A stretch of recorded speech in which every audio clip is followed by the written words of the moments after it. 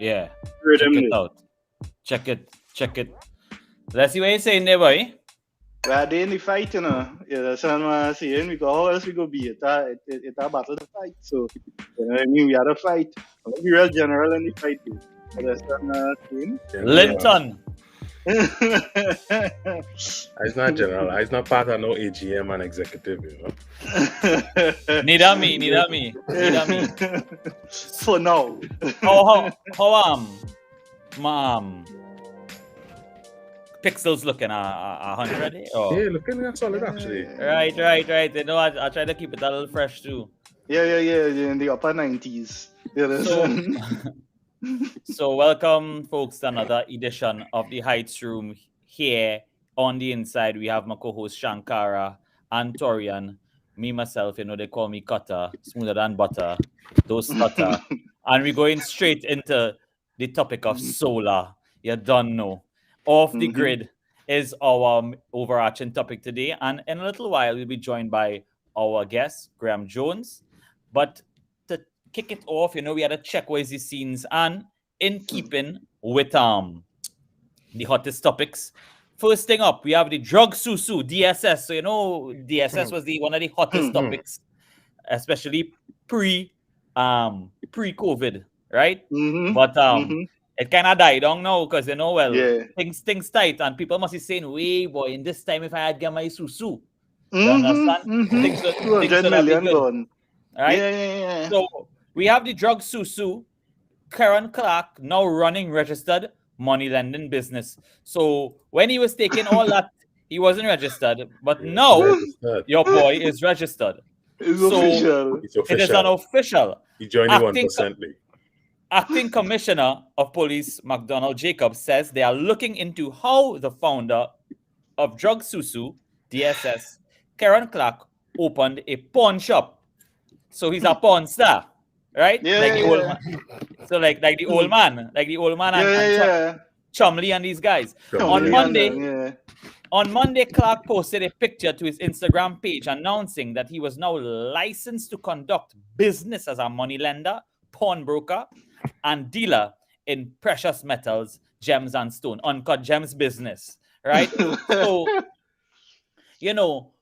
before the big pull towards the DSS, the people would have chanted that, it is outside of the system, and it is for the people. It's the people choosing to do something for themselves and this kind of thing. And well, nothing really good came out of it after a while. I mean, some people collect the dust, some people they bite the dust, some people bite the dust. Now he's registered. So at the end of the day, people, I guess if there's one lesson to learn here, is like register your thing one time and just start it from there now. Because even if it's 100 million, you're registered, so you're good to go. Nothing wrong with that. Yeah, that's what I'm saying. Clark wrote that he was proud to be the youngest pawnbroker of the first black pawn shop in this country. That's right. That's right. But yes. Back in Naps, that real pawnbrokers when he was in Form 1. Get that cheddar. All right. So moving on. Pritchard fires back at Munilal as COP race heats up. Hey, this commissioner police thing getting real heated, boy. I didn't think it ever was this heated before. Like, what this changed? I don't know. Yeah, I never know this thing to be so dread. You understand? And who is Pritchard now? You understand? And is that sort of military men trying to come in the scene? Not just Pritchard, my boy. Admiral Hayden Pritchard. Admiral Hayden Pritchard. Watch that hard. Don't play. That man in the back, they looking like Admiral. He look like Ice Cube a little bit. You have Ice Cube finish. During the UNC's Monday night forum virtual meeting, Munilal noting concern about a plot to fire Griffith as police commissioner, claimed to private citizens who were hired to investigate the conduct of police officers in 2020, but Prime Minister Dr. Keith Rowley had no power to do this. So the probe is in connection with allegations that there was a license for sale racket being conducted in the granting of firearms users licenses within the TNT police service. I mean, nothing to doubt. Nothing to doubt. Police operation. I wouldn't say nothing. I say nothing to doubt. Nothing new. Yeah. But one thing I would say with Griffith though, he really secure political supporter. You understand? I mean, people from all sides. You know what I mean? Backing him man, and I like because he good at the media. You see, he good at the media, and people see the value in that. Right. He can't be niche well. Give Jackie jacket. Give Jackie know to get them people talking. You know. Yes. That engagement. In the rumor sphere, as Vani pointed out, and checking it out right now, people are saying that Saucy Pow is dead. And actually, when I put Saucy Pow, the first search come up is Saucy Pow dead. That is the search that coming up. Saucy Pow dead. What? But I don't know if it's true. But if it is true, well, that's another legend of the one of the first viral people. Saucy Pow is that guy who is a night walker, a Murray Street night walker kind of vibe, transgender dude who apparently also was reformed, and he told people that it ain't right what he used to do. I mean, I don't know if that was just for the endorsements and so on, but he was paid at dust to say that, but I'm not sure. But we will await. It is alleged, so we will await confirmation. Yeah. Vani saying, what is his name? I forget his name. Griffith. Not good at the social media. You not good at the social media. Nah, but real, he not good. He not good, but he like the bacchanal and I watching that. Therefore, that's right. He know how to access the channels and get wild up, man. He know to wild up and wild down. He ain't good in a proper official sense. He know how to Trinidad public. For Trinidad public, he know Mel. For Trinidad public, he know Mel because they like that. So moving on to news to do with our topic today, to ease us instead. Answer seeks to acquire solar farm in Dominica. That was a few weeks ago. Well, this news was put up. Right? Yeah. Nah, there is a scene. There is in let me see. Wait is this is where? Yeah, in Dominican Republic. They set out to acquire the plant in full as Ansamacal and two unnamed minority investors. And yeah, the MPC Caribbean Clean Energy, a Monte Plata solar farm. And they're looking to acquire it and operate it on a 28-year purchase power agreement, which is a kind of PPP. And they say they're looking to expand it to 74 megawatts power by 2022. So they're looking to finalize it by the third quarter of 2021. So it's like all know. Yeah, and I mean it's a pretty big solar farm. The whole idea of solar farms, I'm not sure about yet. I mean, when we bring Graeme on, we would talk a little more in depth in it. But I little suspect about the solar farm sellers, because I mean, plenty people just talk it, you understand? But to me, if you don't have like a desert solar farm, look at the condition of Labrie. You understand what I'm saying? Labrie had a real forest hunting, but all them industries just destroy all them forests down there. You see, if you don't have real land, you see people will talk about like Tesla and thing, but Tesla putting up solar farm in the desert. You understand what I'm saying? I see what you're saying. So I see to get out of yeah, you know what I mean? Because you see, it's a great solution now, boy. So for me, I don't know how efficient it is, boy. Some people will say it's good, but I know. Well, you had to start somewhere, right? Let's say, for sure. True. We didn't have the space that we land, but as the technology improve, yeah. They bounce off of that. And let me tell you something, them Ansamacal people ain't stupid enough. You're right. You're right. If them like to come in, it's serious. That is it. Yeah. Serious. Going back 56 days ago in the news, we had TNT's economy at serious risk from global climate change policies. This was kind of scary, actually, because all the industries that just like shutting down because we're just so behind the curve on these renewable energies and things like that. It kind of scary. 2040, I think they're saying the at least for this article, they're saying not methanol. Oh gosh, help me, let's see. Oh, LNG. No methanol self and all that fertilizer industry in Trinidad. 2040, 2050. That crazy. Crazy because we still think we use oil. But and you see the thing is the fella who write the paper, Andrew Jupiter, I mean, he not no ordinary fella. He was around since the times of the creation of Point Lisa's industrial estate. He was one of Ken Julian real writing partners. You understand? So this paper, it promised to be a serious one. So I mean, if that is what he projecting, what the man basically saying is we have to get serious about the diversification. You understand what I'm saying? But it's scary, at least for me. I don't want to be sensationalizing anything, but but 2050 right there. I mean, that's it, bro. That's in my lifetime. We're gonna be alive that time still. That's why I was looking at them thing now. It's like, wait, I gonna 2050, we're still gonna be alive. Exactly. And we will see the effects of these things. I might not be in Trinidad, but I still have family in Trinidad. This only points to the fact that things had to change, and as we say, it had to start somewhere. And somebody who has definitely started somewhere is our guest, Graeme Jones. After 40 years without electricity, Penal family rejoice as company brings solar energy to their home. And this is the work of RESSCOTT. RESSCOTT was able to give this family this service. Now, again, we have to start somewhere. If it is that we're starting with, domestic use or whatever it be, we have to look at how we look at the alternative forms of energy and all of this. So, and I believe that there was another example of this. I don't know. It was another home I saw that they put them, straight up with all their fridge and everything getting current and stuff. And it was a home that had no access to any kind of grid.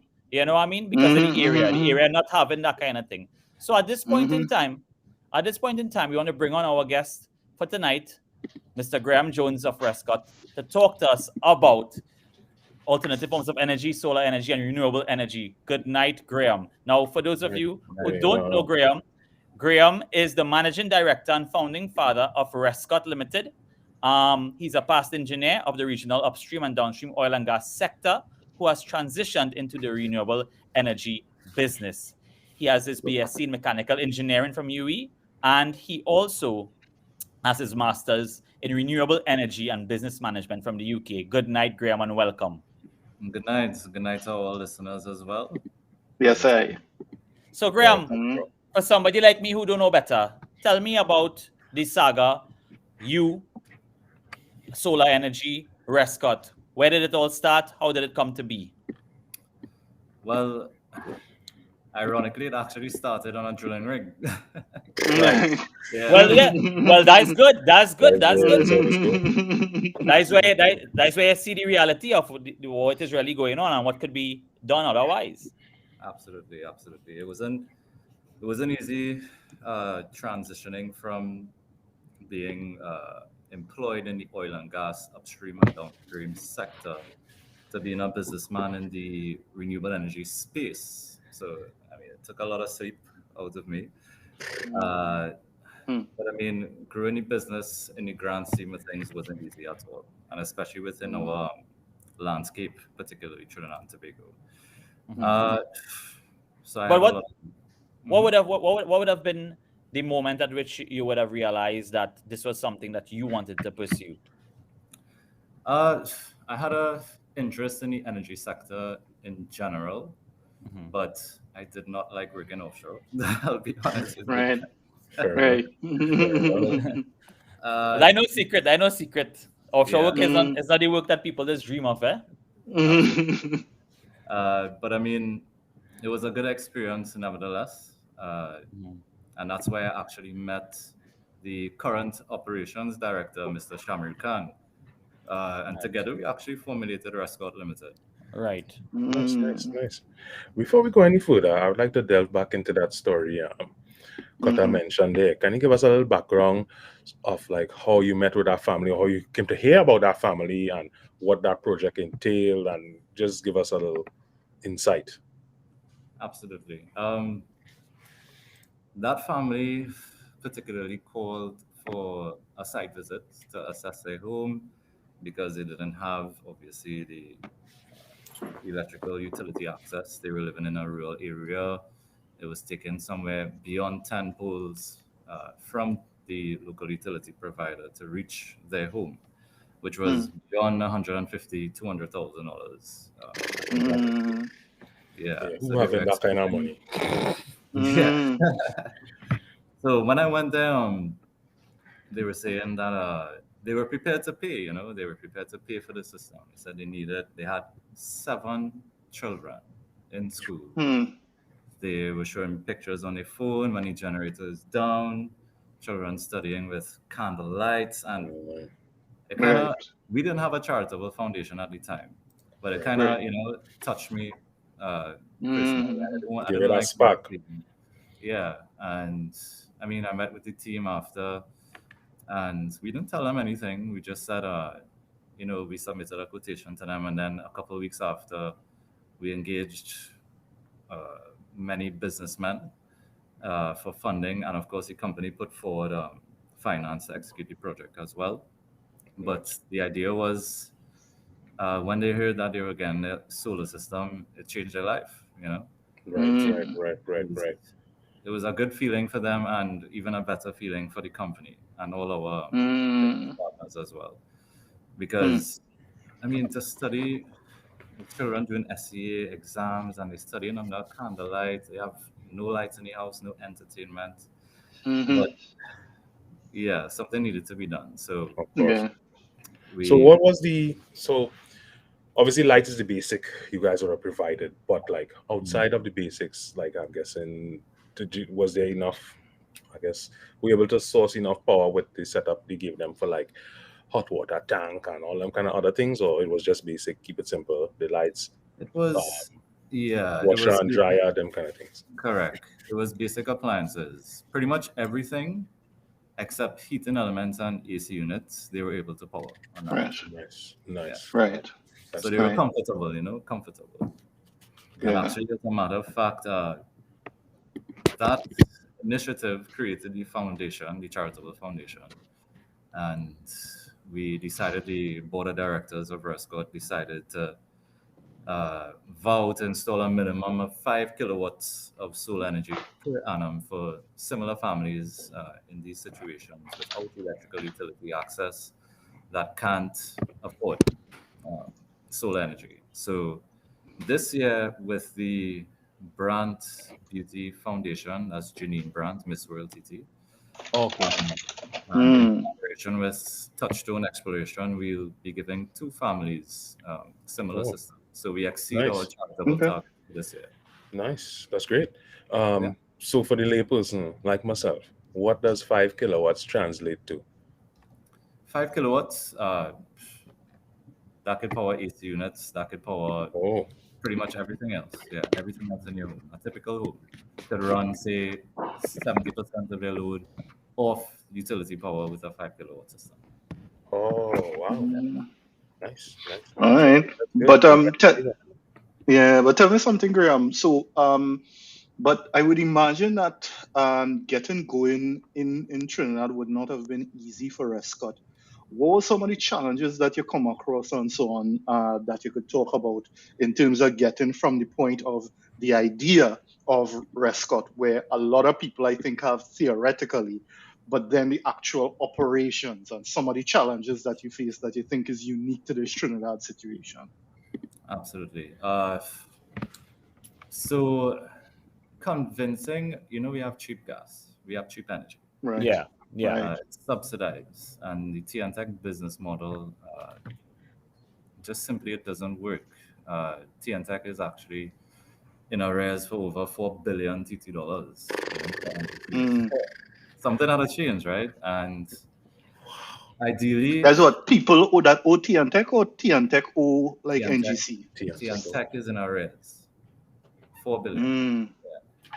So something needs to be done about that. The business model just simply doesn't work. And Mm. I mean, as a matter of fact, the Regulated Industries Commission, I'm sure most of our viewers could attest to this. You're hearing more frequently within the public domain that rates are going to increase. And people are yes, panicking. yes. Yeah. Yeah. So, I mean, that's good for us. People are exploring solar energy options more frequently. Consistent business is consistent, but the idea is I'm not in a position to say how much or when that will increase, right? But Right. we could compare to our neighboring islands that pay the TTD equivalent of even $1.50, some $2, as opposed to 32 cents, which is what we pay now. Right. So, I mean, that's more than double, more than triple, Right. and Right. people are going to have Yeah. to install that. But it's going to be a phased process, I presume. High energy consuming homes will be particularly targeted first. That's right. Mm. Then it will trickle down to lower energy consuming homes. Right. So, But one quick question as you kind of touched on that there. Have you gotten, as you talking about the struggles, have you heard of any possible pushback from bigger companies for against companies like yours, against it, or the government or anything like that with companies like yourself, like RESSCOTT? Well, I would say we welcome it, Mhm. of course, but Okay. I wouldn't be able to say whether other commercial clients. I mean, there are a lot of schemes that we could learn from neighboring islands. For example, I'll just draw on Barbados. There are a lot of other Scandinavian countries that explore similar schemes, and it's things like renewable obligation certificates, green certificates, and they're active grid networks. So the grid could obviously receive energy and give energy. So it's two-way, bi-directional flow of energy. And setting up these incentives is going to create this small economy where somebody with a green certificate, because the majority of the energy is produced from clean energy technologies and very energy efficient in their process, they can now sell that to carbon intensive energy consumer somebody who does not on the other side of the curve. And that now creates a little small economy and is going to force these commercial clients. So I presume there will be some pushback, against it. And I mean, I'm not in a position to say which companies have been pushed Right. Yeah, no problem. Right. But still, though, Graeme, I mean, like, let's take the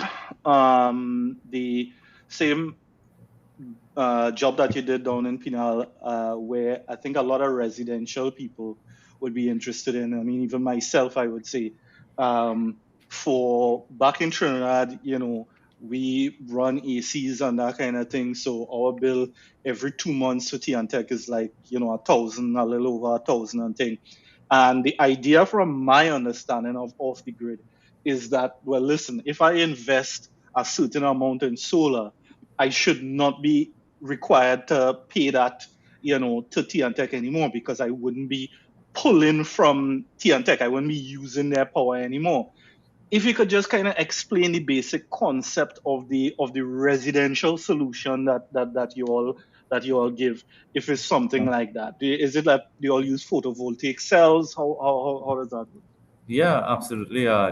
We have packages for residential clients, and the company, because we are engineering based, we came up with standardized engineered packages and solutions for residential, commercial, industrial, agricultural. Okay. So it's not just throwing photovoltaics on the roof and jacking it into the meter. No, that's not allowed. But the plan is, and what we do now is encourage clients by removing a certain percentage, by isolating certain loads on solar and then keeping utility power for, if they can't afford these higher systems, heating elements, AC units, large pumps. Some people might have hydroponics. Some hydroponics and aquaponics run 24/7, So the energy consumption, although the wattage will be low, because the energy consumption is high, solar needs to provide power to that. Now, for commercial clients, I know you touched on residential, but for commercial clients, we could guarantee a 7-year return on investment, a 10-year equipment guarantee, and a 35+ year net zero expense. So when a commercial client hears that, obviously they will opt for that as opposed to using utility power, whether it be single phase, 3-phase, etc. Right. Wow. Yeah. Okay. So like, if you have, like, let me say an extreme case of, let me say, 5 ACs running every night. You have your biggest one is a 18. No, the 18 is a medium. Like the big ones that's be in the living rooms, right? 24,000. 24 BTU, right? And that running every day, right? Is it that your package is able to supply power for something like that? And wouldn't it vary if it's in the rainy season or something like that? So, I mean, ideally, what we do and what we ensure is autonomy in our designs. Autonomy meaning backup power to prevent a system failure in the event of extended inclement weather, rainy season, etc., etc. We get very irregular weather patterns at this point in time. So, I'm saying yes, it is capable, very capable of providing power to that, and on a continuous basis, right? The cost, obviously, the first step to renewable energy will be energy efficiency. You don't want to power outdated technology, which is energy inefficient, which consumes more energy, because you wouldn't get the value that you paid for, from the solar system. So that's another subcategory of our business: energy efficiency and energy reduction department. And electrical. That's like energy audit something? Correct. Yeah, we have an energy reduction department. So we have certified energy auditors under the Association of Energy Engineers, and that category of our business prepares these clients to make that switch to renewable energy. And as a matter of fact, if they make that switch, if they decide to explore energy efficient measures, they might watch their utility bill and be like, well, maybe I don't need solar anymore, right? Right. There's a huge impact. Right, that's true. There's a That's huge true. That's impact, true. right? And I mean, 95% of our clients still up for the solar energy after that first phase. But Right. the point is that is a huge subcategory of our business that we execute. Okay. Question regarding the autonomy. If I understand what you're talking about correctly, you're saying that it can survive failure and things like that. So are you referring to storage of energy? Do you guys work on that? Yes. Okay, so you guys using battery packs? Battery Where storage, yeah. where you guys getting that from? Is a creation of your own company, the own design, or you guys purchasing from outside and bringing in, or what? Yeah, is it car battery? Police take car battery. Battery selling. Yeah. I mean, people do Truck. that, right? People do that, but Oh, really? Yeah, we Is that a definitely safe thing to do? No. Mm. No. You could burn down your No. No. Okay. So like But, it's specifically designed for like cars and things. Correct. Yeah. Correct. But yeah, so the batteries, let me get a little of that process, how you guys utilize it. Whatever we sell is built to engineering codes and standards. The company is, the foundation is quality and engineering.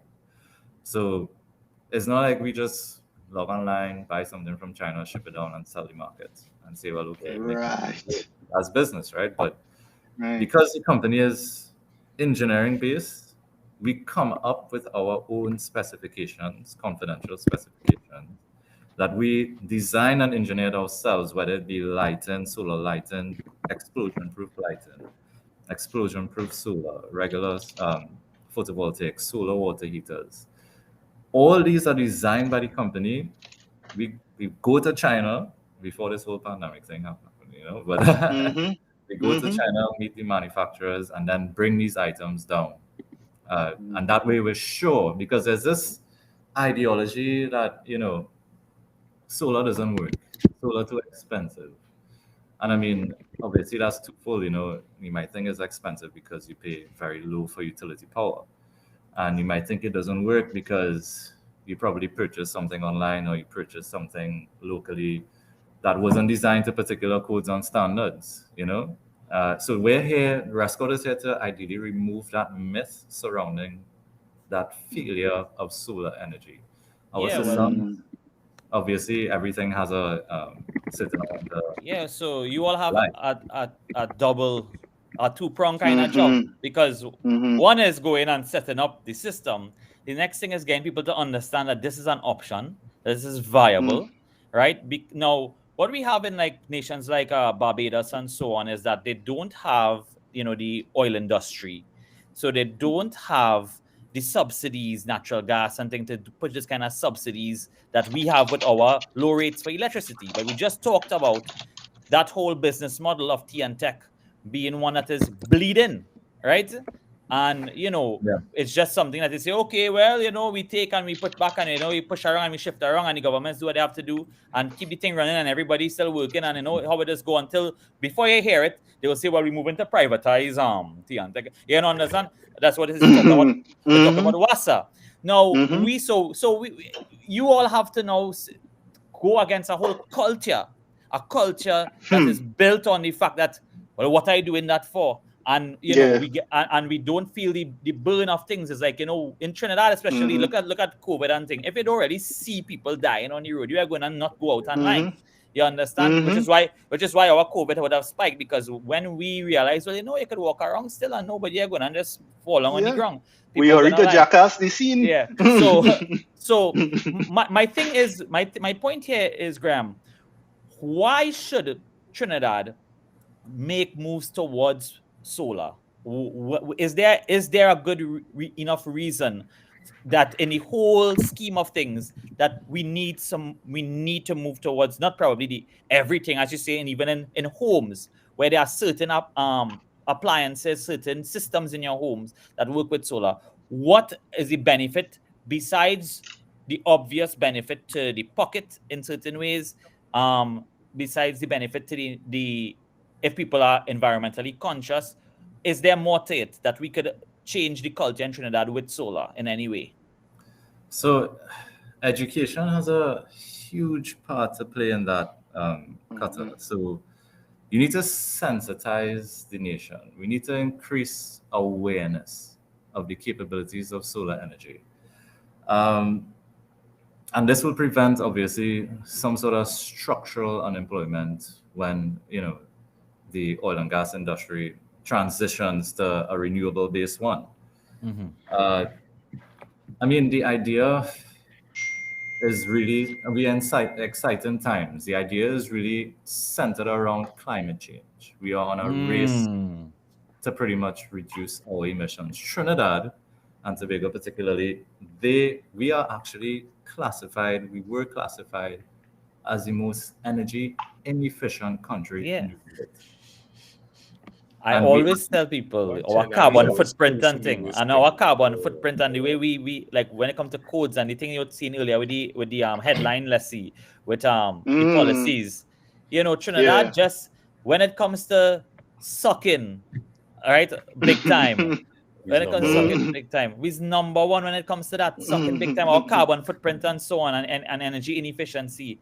It is really, but again, who is going to educate us about this? So it's really a tough task. And as a matter of fact, in addition to that, Qatar, we were classified as a few years ago as producing 2.5 times the world average of CO2 emissions. So, really? I mean, I would safely say we are making moves towards a cleaner energy future. Companies like NGC, introducing energy efficiency apps, as I mentioned, as the first phase to prepare for the shift of renewable energy.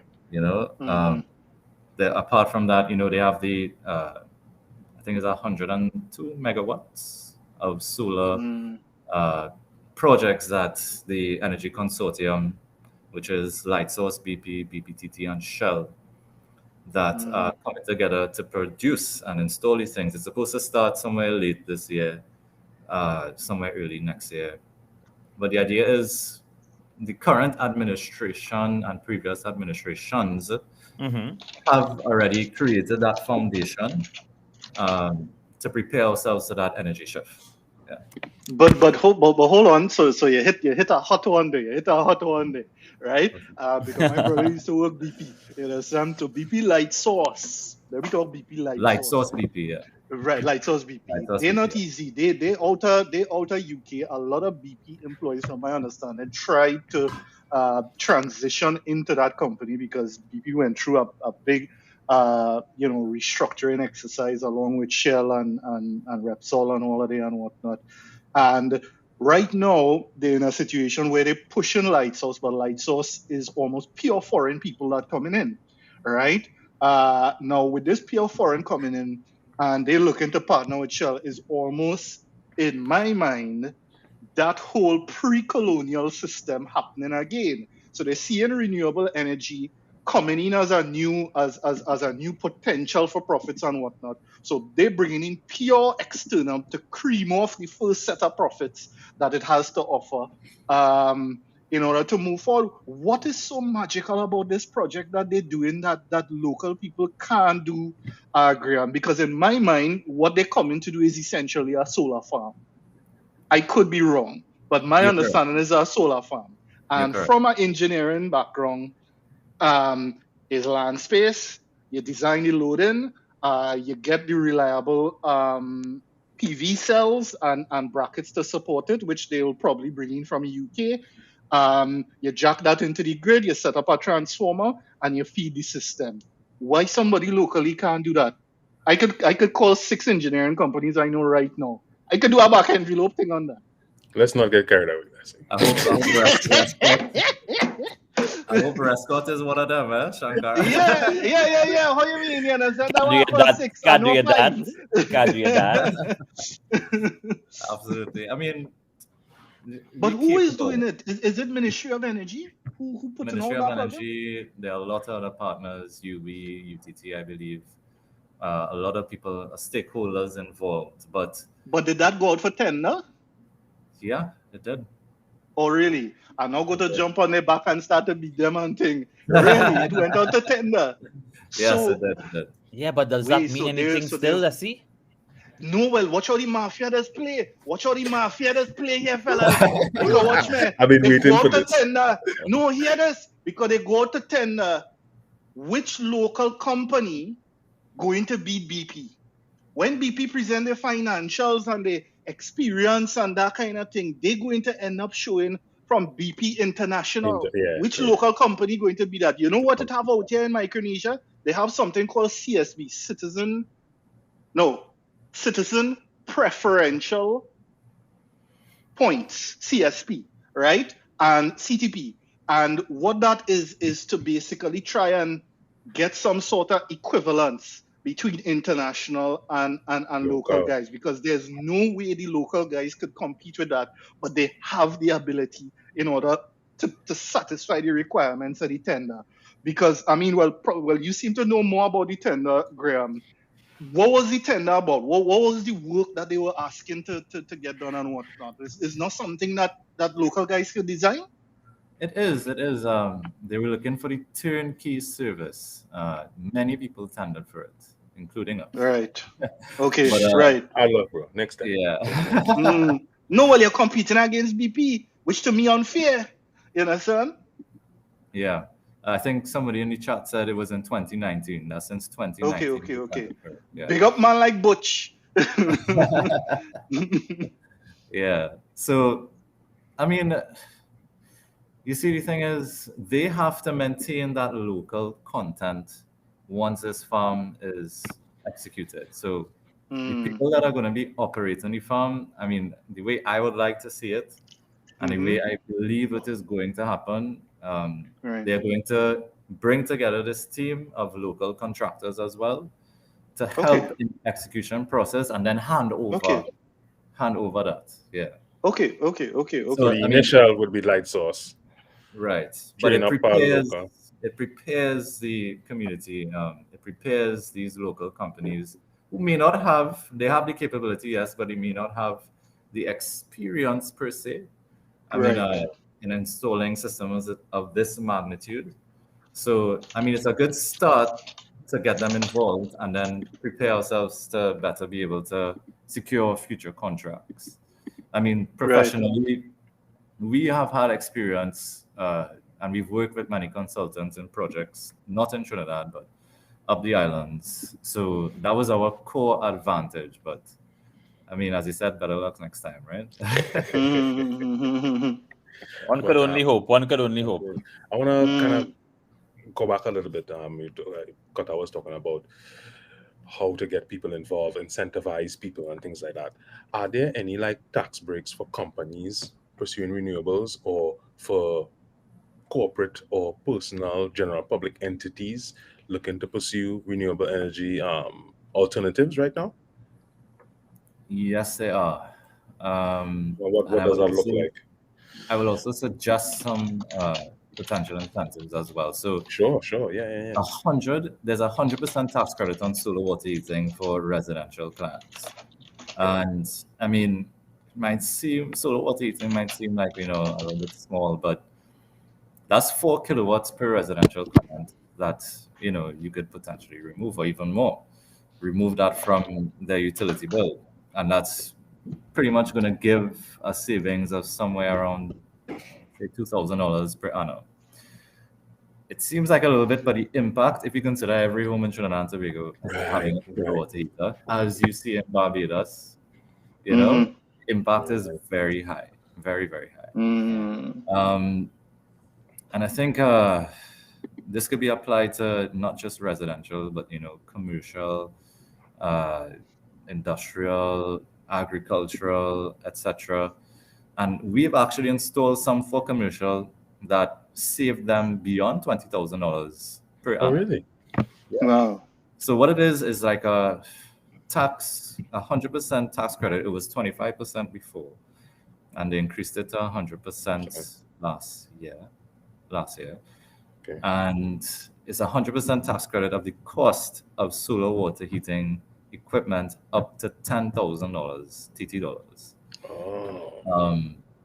So that's very attractive. Yeah, 10,000 is a fair amount. Yeah, very attractive for residential clients. And if I was to make a suggestion, what I would like to see happen is pretty much see the same tax credit be transferred to renewable energy, photovoltaics, and other renewable energy technologies. 100% tax credit for Not just solar. or some percentage of that fact, Right.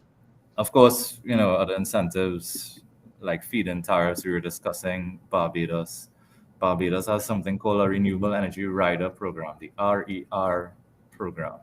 Yes. And that's with BLMP, which is Barbados Light and Power, which is the same thing I was talking about, that active network. When things normalize, you go to work, your home is just pretty much producing energy. It might reach its cap in terms of providing that storage to your battery bank, and then what do you do with the excess? Right. You sell to the grid. You got to push it back to and the then grid. it pays you. So your utility bill might very well be $0. Covered by time. And then these incentives, as I was previously talking about, ROCs, renewable obligation certificates, green certificates. The company would like to see, myself being also like to see these incentives being implemented, and it will come. Because you have to offer these incentives to residential and commercial clients, especially if you're going to increase rates very soon. Beyond 3-4 times what it is now. Right. So I see you reference Barbados a lot. So clearly Barbados is a leader in this thing. For their light and power BLP, was there a lot of investment into changing at least the setup at that time, the infrastructure at that time to get things to where they are now, or was it a fairly simple kind of changeover? I believe it wasn't. I don't want to say simple to set up a. Well, at least financially, was it like $50 billion or like 25 million? You know what I mean? I don't think it was that expensive, but it takes time to develop these policies and leadership, awareness. You need to set up new departments. It takes time. Right. Does Trinidad have hope to get there? And our current infrastructure set up? Yeah, absolutely. There are actually test sites right now to determine the capabilities of that bidirectional flow between the grid and the solar system. Okay. Residential, commercial, both, or where are they set up? If you can talk about TNTech is more, as I want to say, is more commercial. TNTech has it in Montauk right now, a small system, probably about 3 kilowatts or so. That they set up to test that capability. Right. So we know it works. We got to start somewhere. Yeah, it works. It works. It's just a matter of time. Was that thing done like when you pass in Couva? You see like real plenty like solar. Dread. Like them lights. kind of hot thing or whatever it is. It's not any lights. It's not any lights like solar lights. No, Ramachan, Gopi Singh who do that. What is it? What it is? You're talking about the poles in that around the gas station. Those are solar lights. Those are solar lights, yeah. And actually, but that was before. It's there before the gas station, not there now. It's have a new big gas station there, but before that they used to have these solar like lights just. But it's just there for what? What they have there? I just see like it's some kind of farm or something going on. It's just an art thing from my understanding. Actually, there are solar lights, but on top of that gas station, NGC, NP, and the CNG team put 100 kilowatts of solar panels there. Okay. So I think, apart from that's going to power like some of their pumps. Yeah. It's going to power lighting mostly, but. I know something was up there. So. Yeah. But let me ask a ghetto question. A man can't just go in and take them photovoltaics. You're talking 100, that is a lot. Maybe if they know what they're doing, But is it that simple, or when you install it, that can move? Sorry, say that again. Is it that a piper could just come with a ladder and go the photovoltaic thing, or is it that it just your carura just so? It feeds into a bigger scheme of things. You will get shocked. Yes. Exactly that. You could die from that, definitely, Yeah. instantly. Really? As we did, Google. I know, don't with as technical as for the layperson. How does a photovoltaic cell work, and how does it get the power and all that kind of thing? If you get into that for a bit. Yeah, absolutely. I mean, a photovoltaic cell is essentially like a PN junction, right? A negative Mm. and a positive junction, right? So let me break it down a little bit. Is two layers of silicon, which is ideally a semiconductor, Right. which is a material that has conductivity between metals and insulators. And silicon is actually second most abundant element on Earth. So it's two layers. The N type, which is the negative type, will have a surplus of electrons, and they do that through a process called doping.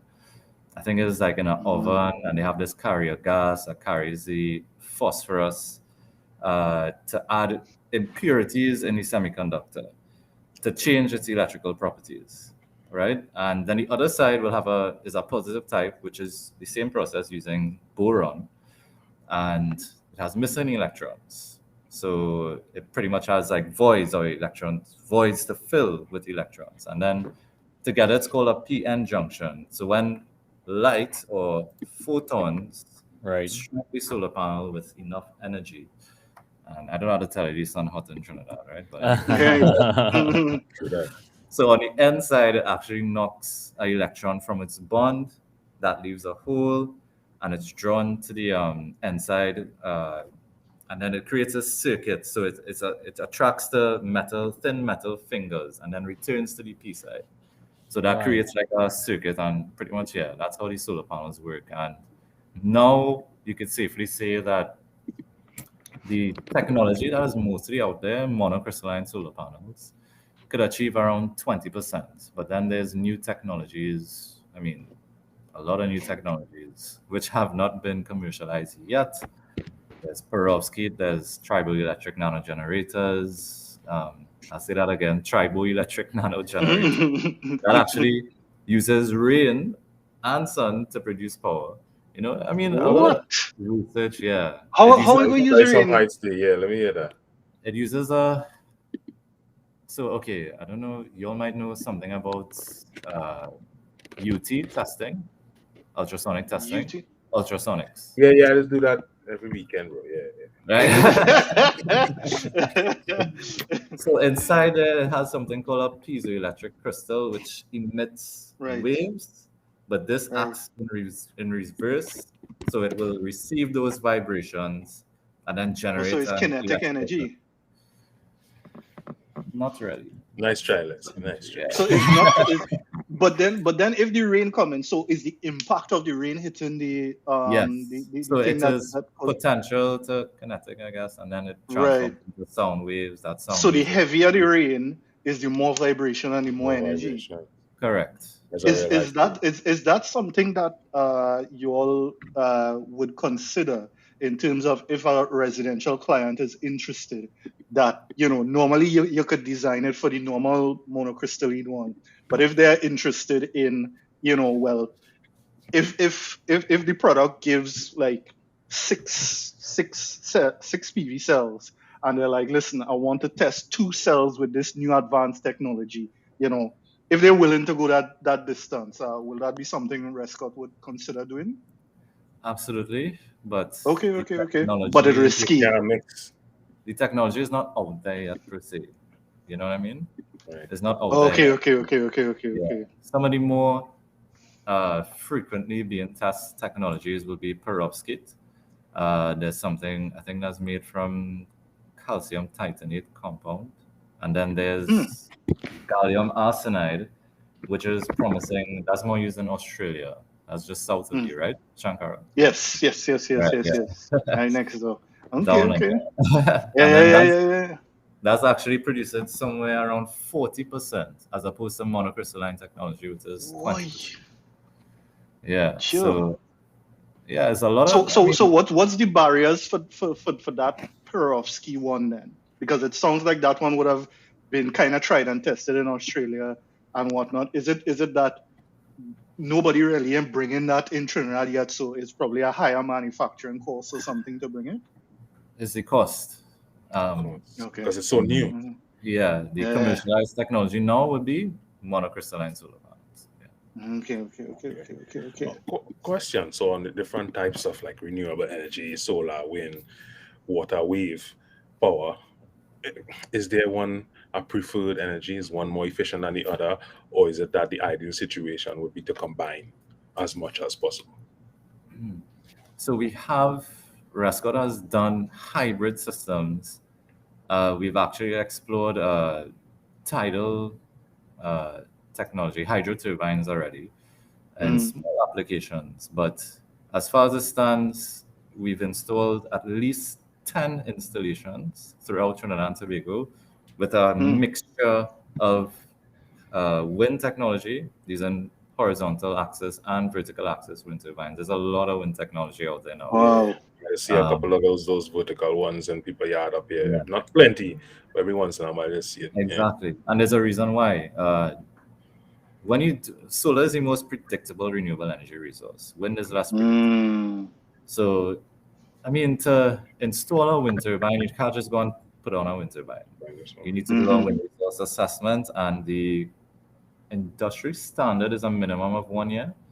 So, in certain situations, you can make dispensations to say, if you're an agricultural farmer and you have flat, featureless land for miles, you can say, okay, still, let's install and test the wind resource, because if you install a wind turbine and it doesn't reach what is referred to as a cut-in wind speed, so the graph looks like a flat line, and then it will reach a cut-in wind speed depending on the size of wind turbine, and then it will start to generate, and then it will plateau until it reaches too high of a wind speed, and then it will break and shut off.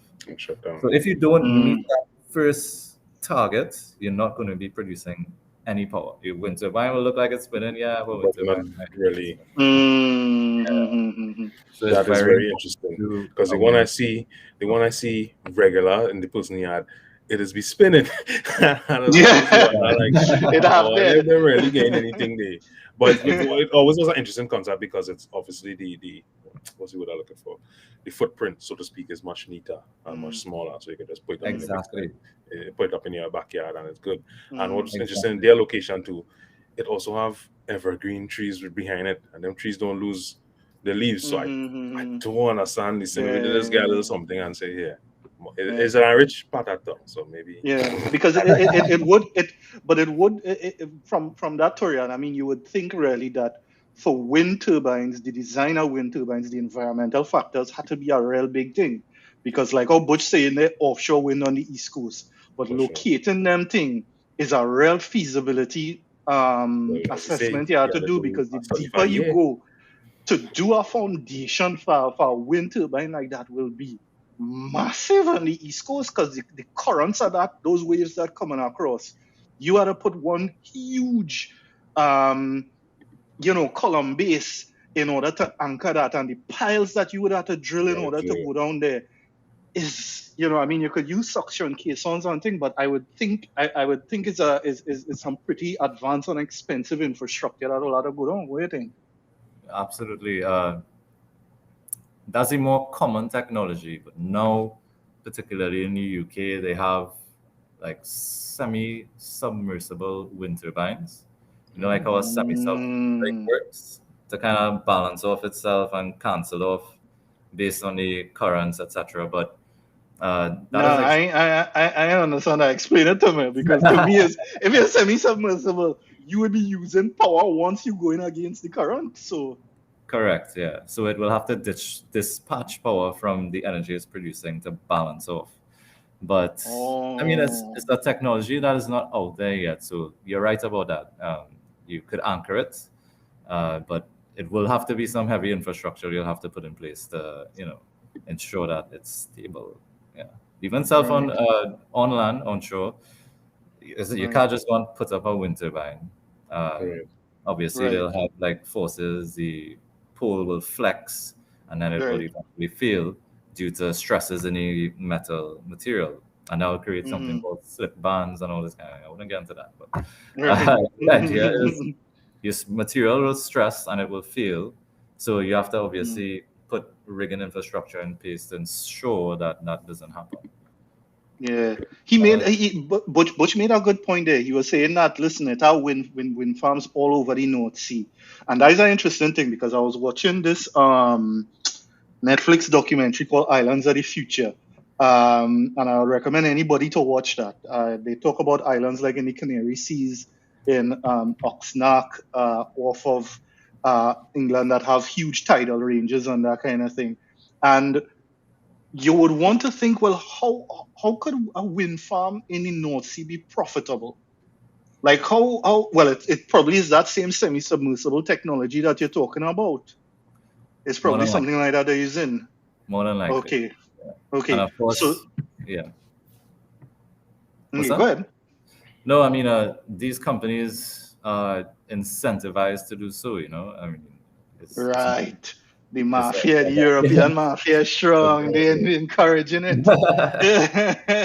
So they have a lot of relationships with the governments there to ensure that the project will be profitable to them. And then they can now probably hold a percentage of the project. They might sell another percentage. They will sell that energy, you know. So the payback period is attractive, to say the least. Okay. Right. So touch on you kind of obviously wind farms in the seas as our next level, but in terms of general maintenance of like solar panels and things on the ground, in the land, like let's say anybody backyard commercial applications, what does maintenance look like? Is it something that had to be changed every 5 years, every 10 years? I know you say guaranteed returns of 10 years and 35 years, but actual physical product, what is the maintenance of that look like? So a solar system is ideally maintenance free. Right? Okay. Now, what the company exactly.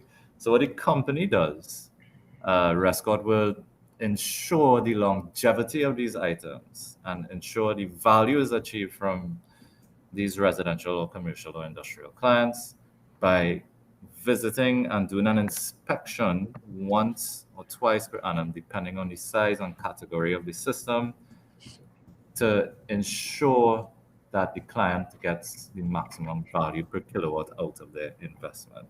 And then that now will inform maintenance. And maintenance, I mean, it's just cleaning panels. That's what it is. Right. So the preventative maintenance schedule isn't hectic, as you say, 1 or 2 times for the year. No. So people who have to power wash it on that kind of thing. That will be our job. Okay. You don't have to power wash it. You just have to simply clean it. And I mean, that's particularly important for us. Recall we had a lot of jobs to do maintenance where that is concerned for Sahara dust. You know, Sahara dust reduces the efficiency. It will probably, and look at I can't remember where it was, the volcano that was erupting that created this ash, and that you see those layers of ash thick. So I mean, not for us, but just pretty much general cleaning of panels is ideally the only maintenance that will be required. Okay, so like, all right, so another big product that I mean, I remember I wanted to get into, but I found it to be difficult, was that of electrical vehicles, you know. And I know Trinidad Massey in particular had gone in pretty big with the hybrids, and they were selling the Ionics, which came as hybrid, and you know, we purchased a hybrid and whatnot, and it was more efficient, but not ridiculously more efficient. And then a year later, they came with the full EVs. But I noticed it hasn't spread like wildfire. Because you would think with TNTech being so subsidized, if you just jack it in, you know, your plug, is it that simple that you just jack in your car in the plug and overnight you go charge and that is it? And then, you know, how that is? So I wouldn't touch too much on electric vehicles, but I will say I know that there are duty exemptions for bringing in electrical vehicles beyond a certain kilowatt hour cap. It's somewhere around 20 something kilowatt hours. But so those are like the smaller end cars, which will be like the Nissan Leaf. That will be BMW i3. Those small cars. And we've actually powered a few electric vehicles, fully electric vehicles. For those, some of our clients are really energy conscious and environmentally conscious, all about sustainability, recycling. They have electric vehicles and we power them with solar energy, but they wouldn't go far, so they will be close to home. And actually, you have to consider electrical infrastructure and the infrastructure for charging these electrical vehicles, because if you're around 26 kilowatt hours, your range might not be that large. And then if you shut down in the middle of nowhere, you run out of battery, where are you going to charge? So creating that charging infrastructure, I know for a fact Unipet is really pioneering that field, particularly NGC as well. So they are prepared. They are prepared for that shift. Coming soon, that corner near you. I mean, a lot of people would have invested in the Prius to LSE. So you know, it's the foreign news to remember. Ionic is what you're getting from the firm. But when you look at a lot of these foreign news vehicles now are, you know, are hybrid, where they're using less fuel. I mean, people do you know, they do purchase these vehicles, but again, to say electric, as you all would have pointed out, and with the infrastructure, that we ain't really reached there yet to say we're electric, you know. Sorry, I'm laughing at somebody in the chat said don't shut down any visa with No, not at all. Because that will then become, in no time, that will become a set of different battery and so on for different things. A different thing altogether.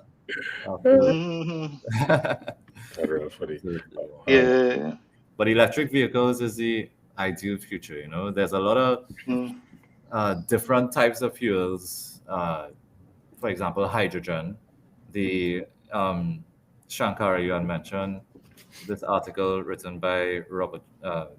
Andrew Jupiter. Yeah. And then is it Ken Julian? Yeah, his son Philip Julian is the one big in the hydrogen field. So his let's talk about that a bit. Because that is something I never really understood, that they keep pushing green energy. I forgot the name of Philip's company now, but New Gen, right? And he presented in the last energy conference, and they're pushing this hydrogen power system.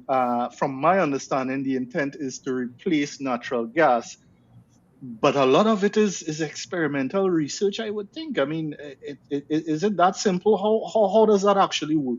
What is it about? It's not experimental anymore. The technology is existent. It's basically an electrolyzer that is used to make hydrogen, and hydrogen is not like a renewable energy resource. It's an energy carrier. Right, so I mean, that company will be piggybacking off the Brecon Castle solar energy project. So the majority of that load is going to supply that electrolyzer and their power consumption to create green hydrogen. And I mean, what is the Brecon Castle solar energy project? Sorry, that's part of the energy consortium, Lightsource BP. Oh, the same Lightsource thing. Okay. So the solar farm. Okay, right. Two separate solar farms. One is in Brecon Castle and one is Orange Grove. Yeah. Okay. Yeah. So the majority of that power will go to feed their energy consumption. I mean, the infrastructure to set up hydrogen is expensive, but I mean, the research I've done on it, it shows a positive payback once, of course, you have an environment that is encouraging to do so. Right. Yeah. So you have that political support, etc. Right. As much as we're talking, solar is good and friendly and all that kind of stuff, but the decommissioning of these photovoltaic cells, is it environmentally harmful? What does it entail? Yeah. What does Was it life for it? was it Kind of life thing. yeah. So, I mean, decommission, you're talking about the lifespan of a solar cell, right? Yeah, Mhm. Yeah. So to decommission a solar cell, a lifespan of a solar cell might be somewhere close to 30 years. And then Okay. after 25 years, the energy efficiency begins to drop. I wouldn't talk too much about it, but I know for a fact you've seen people get creative uh, when solar cells are being decommissioned.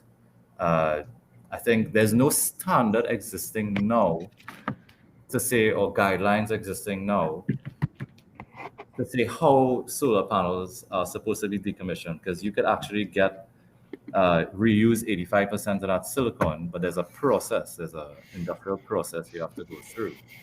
So Mhm.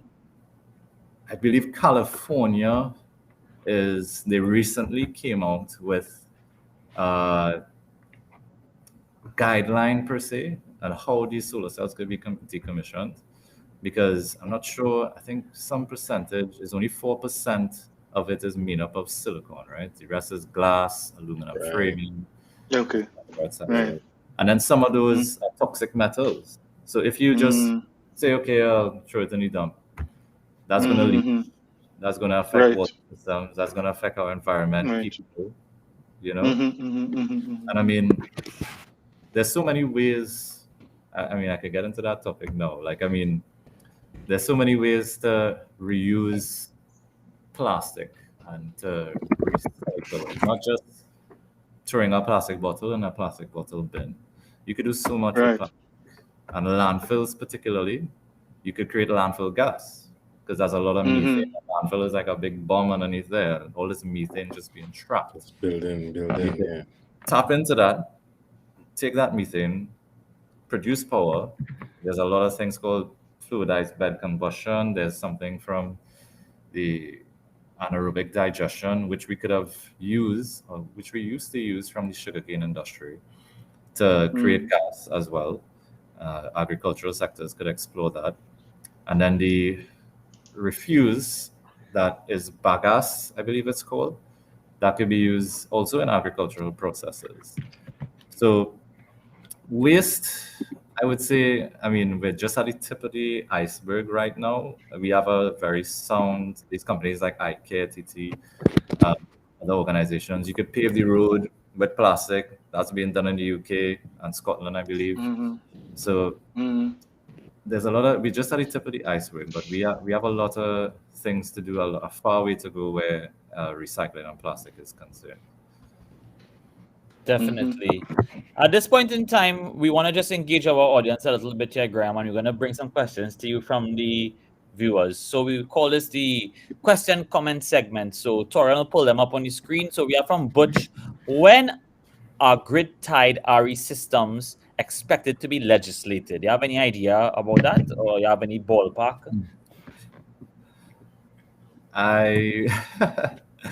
We are in discussions right now. I wouldn't say when, but Yeah, but in discussions, definitely. Yeah, Next don't sell year. out nothing. Don't sell out Yeah. nothing. next year. Yeah. I was just saying. Mhm. Right. Yeah. So it's You want something to they're attend that actively next one? considering.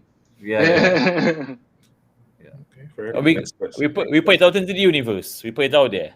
And come back to us. Mhm. Yeah. Question: how much does it cost to maintain, repair solar panels? So I guess overall maintenance. You have your initial cost, your setup cost, all these things. Maybe a general maintenance cost.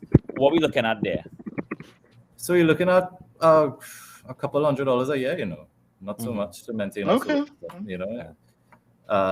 and there's an inspection that we do, and then the maintenance, like I rightfully said, is inspection will be electrical testing, drone inspection of the panels, and obviously we'll issue an inspection certificate which will inform on maintenance, if any, and thereby maintenance, like I said, just washing panels. And we don't have to do that. The clients could opt for that if they choose, but we have that subcategory of our business, which is inspection and maintenance.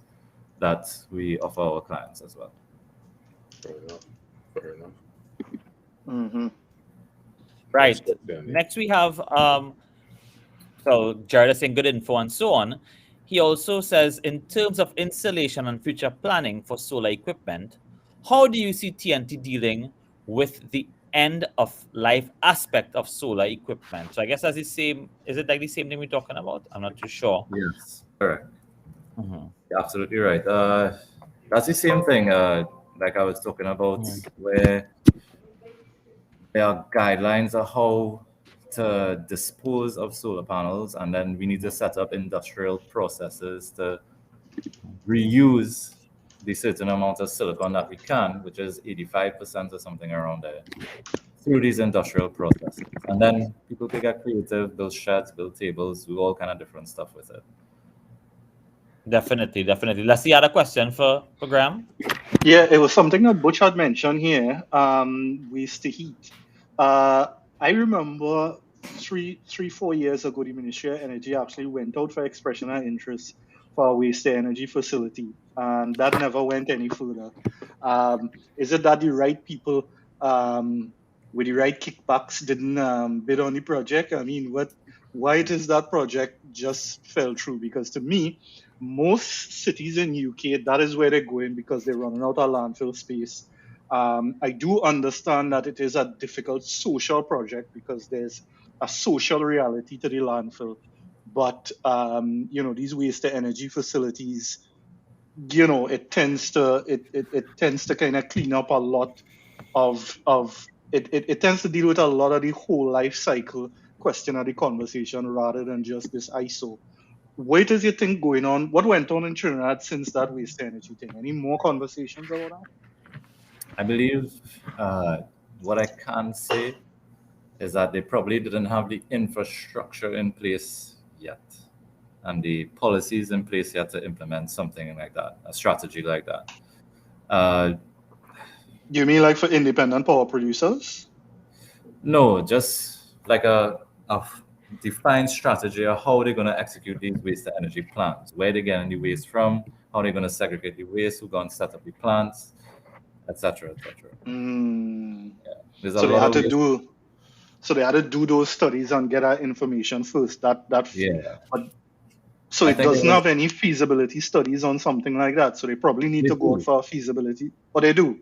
They do have feasibility studies on that, but probably nothing that in depth and detail. Probably student feasibility studies, but I think they haven't. They will need to engage like a proper consultant to say, okay, this is the plan you need to follow to execute something like that. Yeah. Yeah. But there's a question here from Fawaz that has to do with biodiesel. I don't know if you can address it. A lot of South American countries have been using biodiesel. Is it feasible to do this in Trinidad? What is biodiesel? Basically, it's a mixture. It's a mixture. Yeah. So, like for example, I'll draw on Brazil. Brazil has something called E85 fuel. It's pretty much a mixture because Brazil has a huge sugarcane industry. And you could pretty much produce ethanol from sugarcane and mix that with natural gas. Right. To produce 85% ethanol and then natural gas as a fuel for your vehicles. Oh, okay. I always thought it was like they're taking Sizola or something and putting it on the side. But I know there are other ways to produce biodiesel and biogas per se. Yeah. So I mean, it's something that we could explore, definitely. Yeah, a lot of things we could explore in Trinidad, but we will see. We will see when it reach. We will see when it reach. Question from Saeed: are solar panels accessible mostly to the wealthy right now? How do we make it accessible to the poor, those without electricity? I would say what RESSCOTT has is payment plans. So people that can't, and we have agreements with financial institutions as well. So people that can't afford upfront the full investment and fork out that money, they can opt for a payment plan. They could pay a certain percentage. They could get full financing for it as well. And I mean, for those without electricity, as we would have touched on at the beginning of the project, bring the cases forward because we have this charitable foundation existing, and we have a charitable email as well, rescottcharity@gmail.com. And I mean, we always scout that email for new projects and ideas.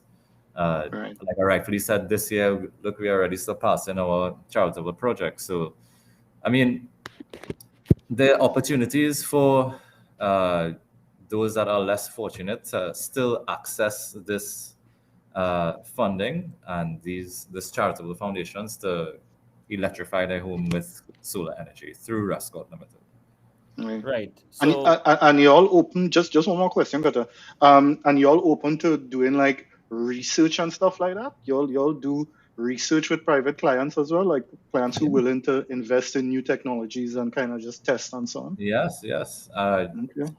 Due to confidentiality reasons, I wouldn't say which the companies are, but Right. Yeah. we have many partner companies that we are working with right now to bring resilience plans to transition the entire country, starting with Port of Spain, to a cleaner energy based energy production. And then apart from that, research into new technology, yes, those are other subcategories and other clients that we work with to research new technologies, test new ideas, test new products, etc. all right. Well, Graeme, it was really, really nice having you. We are winding down right Yes, now. right. I see the questions have come to a bit of a lull. In closing, Graeme, for the viewers watching and for those who will watch later on, because the show is always there, people come and they will take it in after. What would you want to leave the average Trinidadian with in terms of their understanding of solar and the potentials for it in their own life and how it can factor in, and how can they get in touch with RESSCOTT? How can they reach out? Where is the best place for them to, which platforms you all on, and that kind of thing? So, I mean, we're on social media, Facebook, Instagram, LinkedIn. We have our website, which is RESSCOTT.com. That's RESSCOTT.com. I think I would say to the average Trinidadian, don't wait. Right. Wait Right. until, Right. TNTech increasing the risk next month because, it's going to create havoc. You need to be prepared. Be prepared.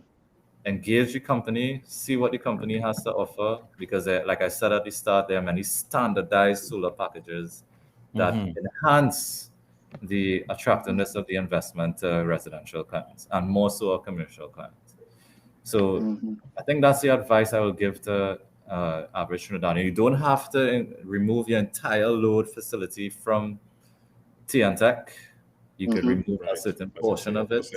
You don't have to spend X amount of dollars. You could spend a fraction of that, start off small, build many modular systems, scale up in the future, test the product for it. Because like I said, there's a myth that solar energy doesn't work. And like you were talking about, Shankara, we engage. It's not like we buy products and sell. We design products, go to the manufacturers, we build them, and that way we are sure what we are selling works, and we can reinstate, therefore, confidence in the renewable energy market in Trinidad and Tobago. There you go. Thank you very much, Graeme, for those words. And I see we have a real next soldier in the mix here, Travis Mold of Travsol. Travsol, Travsol will be jumping in the show in soon time. We just do it, right? So, as you say, take it step by step. Be proactive, not reactive. So, with that, folks, I want to thank you all for coming and engaging with us on this very, very pertinent topic of renewable energy. And we want to thank Graeme Jones of RESSCOTT for giving us his time and being so gracious. So thank you so much, Graeme, for the opportunity to discuss. Pleasure. Yeah, man. So from us here in the Heights Room, we have your boy Shankara there. Yeah, one thing I forget, Kata, just to remind the people, next week episode, we'll be having Dr. Ray Furlong coming to talk about traffic, but he'll be coming on a Tuesday. So look out for the ad that'll remind you all that is on Tuesday at 8:30. We'll be doing that show. So that's at 24 hours earlier, guys. We're getting it faster, so don't beat that. So with that, guys, we want to thank you all coming out. Hey, Crow, pick up yourself, man. Good night. Well, Crow, you'll take any rerun. We want to close up there. Blessed love, everybody. We will talk. Yes, sir. Yeah, man, Yes, sir. Graeme. Easy. All right. Take care, Yes, guys. sir.